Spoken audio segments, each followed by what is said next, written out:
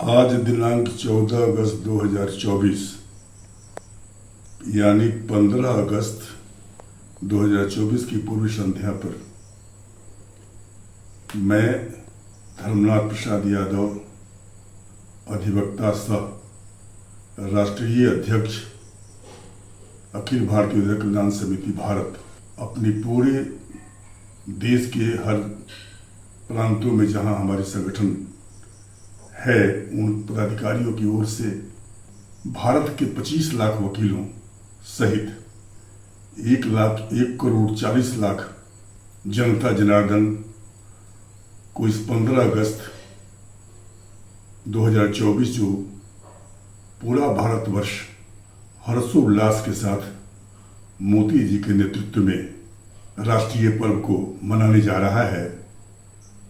78वें इससे स्वतंत्रता दिवस के अवसर पर मैं तहे दिल से तमाम अधिवक्ताओं एवं भारतवासियों को शुभकामना देते हुए ये उम्मीद करता हूँ कि यह वर्ष सबके लिए फलाफल देने वाला होगा, सबके लिए शुभ होगा, सबकी उन्नति होगी और सबका विकास होगा। जहाँ तक अधिवक्ताओं का प्रश्न है, मैंने जो समझ रखा है आज तक, अधिवक्ताओं के अधिकारों के प्रति, अधिवक्ताओं के सहायता के प्रति या अधिवक्ताओं की मांगे जो बहुत वर्षों से लंबित चल रही हैं सरकारों के समक्ष, उसके प्रति सरकार और न्यायालय दोनों ही उदासीन रवैया अपनाए हुए हैं। इसका ज्वलंत प्रमाण ये लगता है कि लाख प्रयास के बाद भी आवश्यक कदम भी नहीं उठाए जा रहे हैं।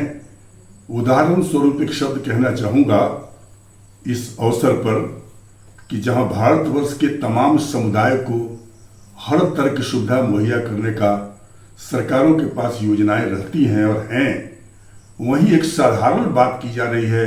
वर्षों से हमारी समिति भी लड़ रही है और मैं स्वीकार करूंगा कि हमारी संस्था जो बार काउंसिल हैं वो भी लड़ाई लड़ रही है कि अधिवक्ता कल्याण के लिए एक सस्ता सुलभ कानून बनाया जाए, जिसे अधिवक्ता प्रोटेक्शन एंड कंपनसेशन एक्ट से नाम से जाना जाएगा। चूंकि वकीलों की आए दिन निर्मम हत्या हो रही है, इससे इनकार नहीं किया जा सकता है, परंतु इस पर अभी तक कोई कारगर कदम नहीं उठाया गया। लगता है कि दोनों ही वर्ग हमसे इस मामले में उदासीनता की रवैया अपनाए हुए हैं। माननीय उच्च न्यायालय के बारे में, उच्चतम न्यायालय के बारे में एक लाइन कहना चाहूंगा इस संदर्भ में कि एक हमारा संवैधानिक अधिकार था कि हम अपनी बात को सरकार तक उठा सकें।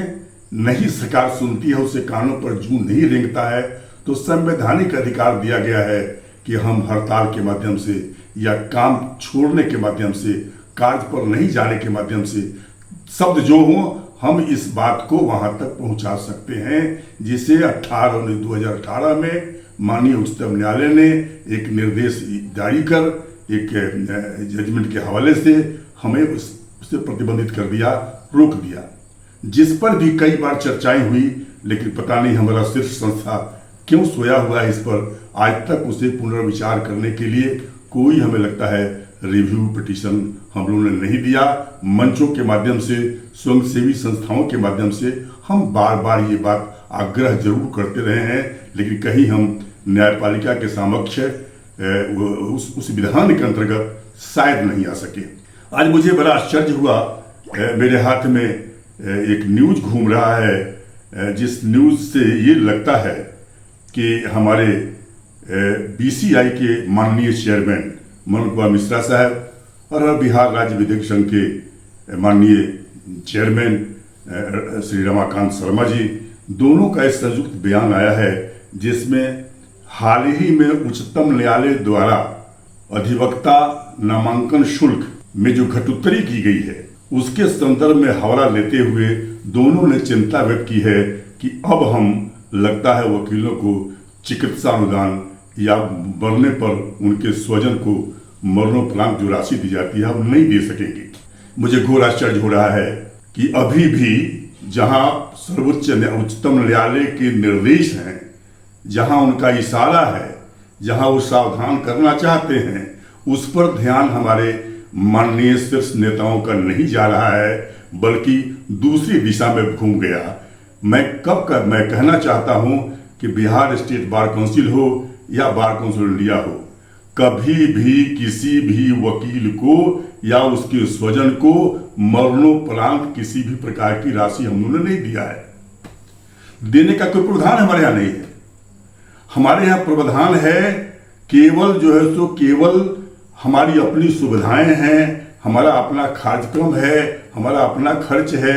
इशारा शायद ये सर्वोच्च न्यायालय, उच्चतम न्यायालय का हो सकता है कि भाई इस स्थिति में हमने देखा है पिछले सालों में, जब हमें वहां सीख लेनी चाहिए थोड़ी। चिंता हमें इस बात की नहीं कि मरणोपरांत स्वजन को मिलेगा कि नहीं मिलेगा, क्योंकि कोई स्कीम ही हमारे पास नहीं है। चिकित्सा हम देंगे, इसका कोई स्कीम ही बार काउंसिल के पास नहीं है। बार काउंसिल के पास में जो चीजें हैं उसके लिए चिंतित होना स्वाभाविक है कि हम करोड़ रुपया खर्च करते हैं। हम 2-3 कार्य किया करते हैं जिस पर हमें अब चिंतन करना होगा कि उसकी घटोत्तरी कैसे करें, उसका भरपाई कैसे करें। शायद यही इशारा भी रहा है।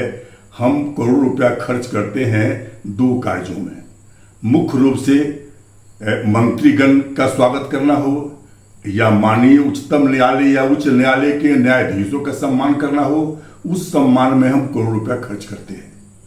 और हम बैठकों में जो हमें डीए और हवाई उड़ान पर जो खर्च आते हैं, 5 स्टार होटल में रहने का जो हमें खर्च आता है, इस खर्च के बारे में चिंतन करना आवश्यक प्रतीत होता है कि इसको कैसे, किस ढंग से मीट किया जाएगा, आखिर इसे कैसे कम किया जाएगा। इधर ध्यान नहीं जा करके हमारे नेताओं का ध्यान जा रहा है कि हम मरणोपरांत स्वजनों को कहां से देंगे, हम चिकित्सा कहां से देंगे। स्पष्ट है कि 1961 के बाद पहली बार बिहार स्टेट बार काउंसिल ने 2012 में एक स्कीम लॉन्च किया था, जो आज भी जिंदगी में तो है लेकिन करा रहा है स्कीम। वो है फैमिली पेंशन स्कीम 2012। वो कानून तौर पर आज भी लागू है, लेकिन वो करा रहा है। उसमें हमने लगभग 10,000 वकीलों से उनके आवेदन शुल्क के साथ उनका आवेदन ले लिया है, लेकिन उन्हें आज भी हम खटाई में या लंबित किए हुए हैं, वो भी नहीं चला पा रहे हैं। दूसरे तरफ मरणोपरांत जो वकीलों को मिलता है वो आज भी मिलता रहेगा। उस पर कहीं उच्चतम न्यायालय के कोई निर्देश नहीं है, उस पर कोई रोक नहीं है, किसी भी अधिवक्ता के इसमें गुमराह होने की जरूरत नहीं है। जो ट्रस्टी कमेटी, जिस ट्रस्टी कमेटी का निर्माण हुआ था 1985 में, एक्ट आया था 1984 में, 1983 में एक्ट आया, 1984 में रूल बना, 85 में लागू हुआ।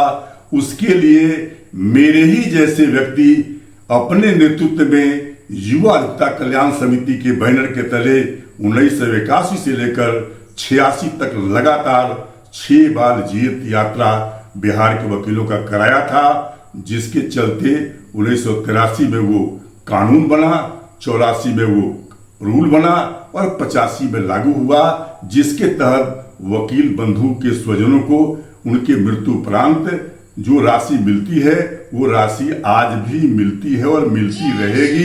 चिकित्सा भत्ता जहां तक उनको मिलता है वो मिलता रहेगा। उससे इस बार काउंसिल के रुपया को घटाने और बढ़ाने से चिकित्सा और मृत्यु उपरांत स्वजनों को मिलने वाली राशि में कोई अंतर नहीं आएगा, जहां तक मैं समझता हूं। इसलिए मेरा आग्रह है कि हमारे नेताओं को ध्यान वहां देना होगा जहां से खर्च की कटौती करके हम बार काउंसिल को चला सकते हैं। दूसरा ध्यान देना चाहिए, हम कानून के पंडित माने जाते हैं, कानून के ज्ञाता माने जाते हैं, कानून के विद्वान माने जाते हैं, लेकिन कानून कोई धज्जी उड़ जाए तो वैसी स्थिति में हमें चिंतन वहां करना चाहिए कि किस ढंग से उसे हम पूर्ति करें। ठीक ही कहा है मनोहर मिश्रा साहब ने कि 1961 के में 250 रुपया था और 1993 में आकर के 750 रुपया हो गया। ये पावर किसका था? ये पावर था पार्लियामेंट का, एक्ट है पार्लियामेंट का, बढ़ाना था पार्लियामेंट को। उस पावर को यदि हमने हिजैक करके अपने मनमाने ढंग से बढ़ाया है तो शायद माननीय उच्चतम न्यायालय ने यह कहने का प्रयास किया है कि ये अधिकार आपका नहीं था, आपने अधिकार से आगे जाकर के काम किया है, बल्कि इतना छोड़ दिया आपने कि बीसीआई ने इस पर कोई नियंत्रण नहीं रखा कि पूरे भारत के स्टेट काउंसिल कम से कम एक रूप हो सके। गलत कर रहे हो चाहे सही कर रहे हो, तो कहीं 25,000 तो कहीं 40,000 तक, कहीं 45,000 तक, कहीं कुछ, जिसको जो मन आया। एक तो पावर को हमने स्नैच किया और दूसरा जो है उसका दुरुपयोग भी दूसरे ढंग से कर दिया कि जहां जो मन आया उसके अनुसार हम करते चले गए। इस पर शायद माननीय उच्चतम न्यायालय ने ये निर्देश देने का प्रयास किया है कि वो कम है कि बेसी है कि महंगी है कि सस्ती है, ये तो अलग की बात हो गई। लेकिन महंगाई होने का अर्थ यह नहीं हुआ कि हम पार्लियामेंट के पावर को खींच करके अपने उपयोग कर लेंगे। तो हमें माननीय नेताओं को, शीर्ष नेताओं को आग्रह है कि अभी भी वो लोग ध्यान उस पर दें जो गलती हो रही है, जो गलती हो चुकी है उसका सुधार न करके हम दूसरे तरफ भाई डाइवर्ट करेंगे अपने लोगों का ध्यान। किस राशि के कम कर देने से मृत्युपरांत मिलने वाले स्वजन को नहीं मिलेगा, फिर उनको चिकित्सा भत्ता नहीं मिलेगा, उनको चिकित्सा नहीं मिलेगा, ये मैं नहीं समझ पा रहा हूं। इसलिए मेरा अपना आग्रह होगा इस पुनीत अवसर पर 78वें इंडिपेंडेंस डे 2024 पर के पूर्व संध्या पर मेरा स्पष्ट रूप से अनुरोध होगा, अनुनय होगा, विनय होगा कि निश्चित तौर पर जिधर ध्यान देना चाहिए उधर ध्यान देने की आवश्यकता है, न कि ध्यान को डाइवर्ट करने की आवश्यकता है। इस पर काम करने की जरूरत है, अन्यथा समय माफ नहीं करेगा। उल्टी गिनती तो शुरू हो ही गई है हम लोगों की। इसके बावजूद भी यदि हम नहीं संभले, नहीं सोचे, नहीं समझे तो ये हमारे लिए, हमारे वकीलों के लिए दुर्भाग्य होगा और कुछ नहीं। धन्यवाद, धन्यवाद, धन्यवाद।